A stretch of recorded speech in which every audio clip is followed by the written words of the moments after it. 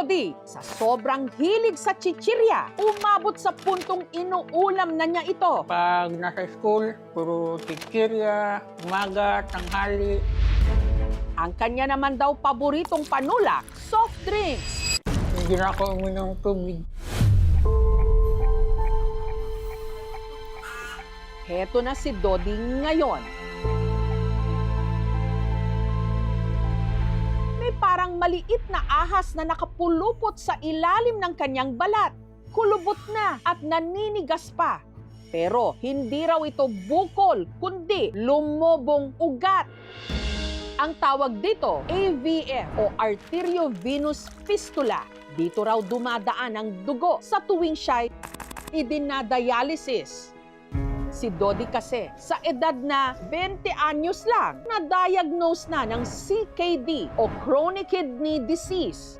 Ang itinuturong dahilan, ang labis niyang pagkain ng junk food at nang ginawa na niyang tubig ang soft drinks. At hindi siya nag-iisa. Bakit nga ba parami ng parami at pabata ng pabata ang mga tinatamaan ng sakit sa bato?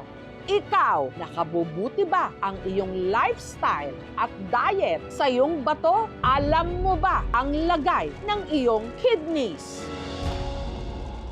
Ang kakaiba sa mga bata, iba-iba ang cause habang tumatanda. Meron yung mga inborn, meron yung mga immune-related na sakit, pwede ring infection, pero pag hindi po yan naagapan, pwede po siyang mag-cause ng chronic kidney later on.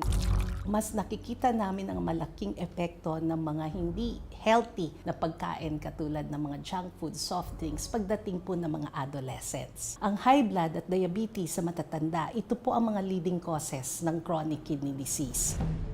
Sa Iligan City sa Mindanao, may pumapakyaw ng mga paninda sa tindahang ito. Mahilig bumili ng chichirya.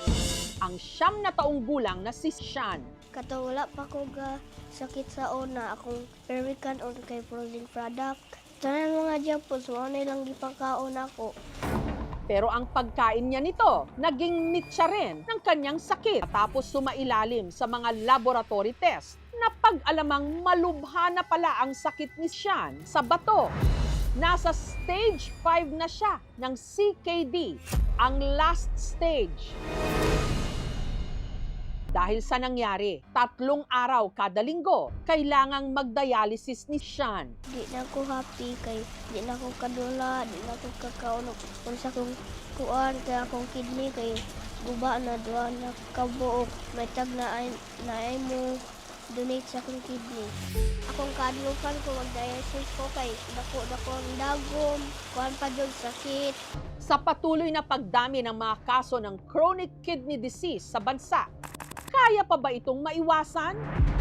Paalala ng mga eksperto, uminom ng sapat na tubig, bawasan ang mga matatamis, maaalat, matataba at processed food at magpa-check up ng regular. Ugaliin din ang pag-e-exercise.